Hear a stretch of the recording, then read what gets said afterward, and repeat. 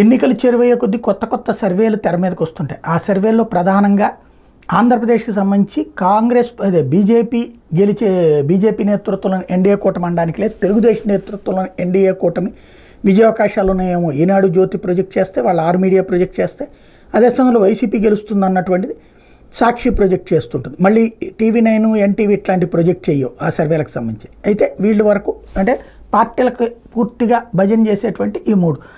ఇప్పుడు న్యూస్ ఎక్స్కి సంబంధించి మరి వీళ్ళు హైలైట్ చేసుకోవచ్చు.